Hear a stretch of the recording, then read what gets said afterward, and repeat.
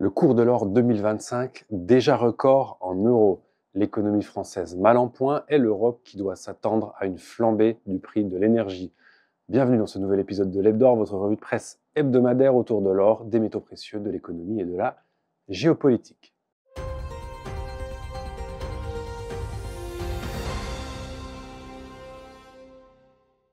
Il aura fallu attendre à peine 10 jours en ce début d'année pour que le cours de l'or pulvérise déjà son record de l'an passé en euros. Vendredi, le cours s'est excité en début d'après-midi avant de battre son record en clôture hebdomadaire à plus de 2630 euros l'once. Après une petite hésitation dans la matinée d'hier lundi, le cours a touché un nouveau record à 2639 euros l'once à 10h40 avant de corriger à 2614 euros.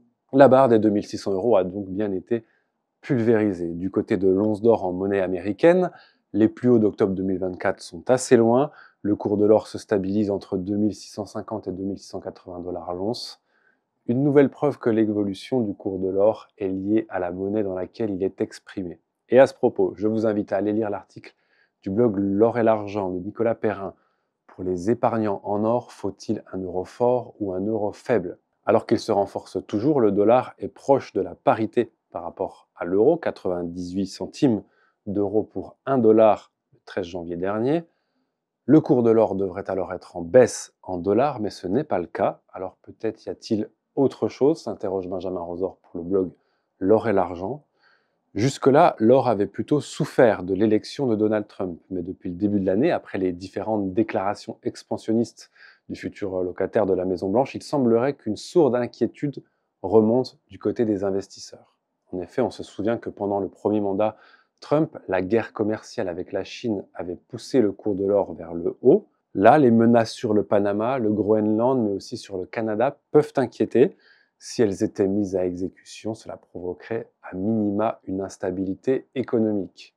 Alors certains peuvent décider de protéger une partie de leur patrimoine avec de l'or en attendant les premières décisions du mandat Trump 2. Pour les Échos, l'or est donc promis à un avenir toujours aussi radieux. Le quotidien économique explique qu'en 2025, comme en 2024, les trois principaux facteurs de hausse devraient toujours jouer en la faveur du métal jaune: les achats massifs des banques centrales, notamment en Chine et dans les pays émergents, les futures baisses de taux directeurs de la Fed, favorables à l'or et qui ne rapportent pas d'intérêt ni de dividendes, et l'instabilité géopolitique en Ukraine et au Moyen-Orient. Qui plus est, un article de Zone Bourse nous explique que la multiplication des indicateurs économiques robustes aux États-Unis est en train d'effrayer les investisseurs. Cette phrase peut paraître bizarre, mais elle est bien réelle. Les financiers aiment quand les situations sont sous contrôle parce que cela limite les risques. Quand l'économie va mal ou quand elle va trop bien, des déséquilibres apparaissent et peuvent provoquer des crises. Or, actuellement, l'article de Zone Bourse nous explique que l'économie américaine va trop bien, ce qui crée un risque de surchauffe. Et la réponse classique à la surchauffe économique, ce sont des taux directeurs élevés pour empêcher les prix de s'envoler. Aux États-Unis, les investisseurs sont donc en train de faire le deuil de la baisse des taux à court terme.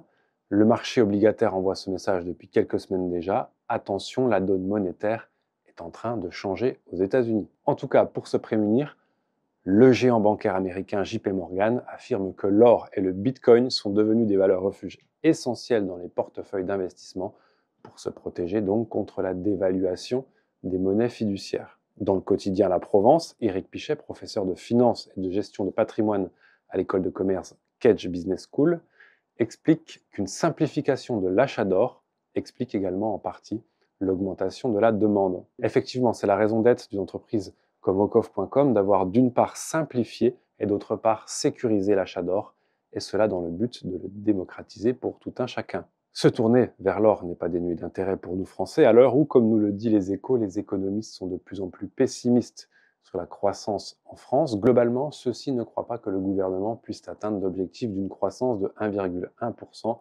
en 2025. Et pour illustrer ça, je vous invite à aller lire l'article d'Elucide intitulé La croissance n'a pas été réanimée en 2024 et dans lequel Olivier Berruyer explique que le PIB a légèrement augmenté de 0,4% au troisième trimestre 2024 en France, principalement en raison du secteur public et de la consommation de services par les ménages, en partie causée par les Jeux Olympiques, effet qui ne se reproduira donc pas au dernier trimestre de l'année 2024. Sur un an, le niveau de la croissance n'est que de 1,2% et la croissance par habitant de plus 0,9%. Dans notre système économique actuel, la faible croissance entraîne de faibles revenus. En conséquence, le pouvoir d'achat par personne n'a augmenté que de 0,3% en 2023, mais il a été investi dans de l'épargne supplémentaire. Par ailleurs, ces chiffres sont des moyennes nationales. Les classes moyennes et défavorisées ont évidemment davantage souffert, nous dit l'article. Le pouvoir d'achat est de toute façon à la traîne depuis au moins 4 ans, bien que le véritable point de départ de tout ça soit la crise de 2008. Les augmentations de pouvoir d'achat survenues depuis lors doivent être mises en parallèle des soutiens hors normes réalisés depuis, déficit public, la création monétaire, la baisse des taux. Olivier Berruyer conclut donc que la fin annoncée des soutiens publics à l'économie va sans doute montrer que la crise de 2008 n'a en fait jamais été surmontée et que notre modèle économique est à bout de souffle. En tout cas, dans la presse, les signaux d'alerte sont envoyés quant à l'arrivée d'une possible crise financière qui pourrait toucher le pays. C'est le cas notamment des Échos qui interviewent le sénateur Les Républicains et rapporteur général de la Commission des finances Jean-François Husson, qui met en garde contre la dégradation des conditions financières dans lesquelles emprunte la France. Les voyants sont donc au rouge dans beaucoup de domaines en France et également celui de l'énergie. Courrier international expliquant qu'avec la fin du transit du gaz russe via l'Ukraine, l'Europe, et donc la France, doivent s'attendre à une flambée du prix de l'énergie. Nous voilà prévenus. Allez, c'est fini pour aujourd'hui. Merci à tous de nous avoir suivis et à bientôt pour une nouvelle revue de presse.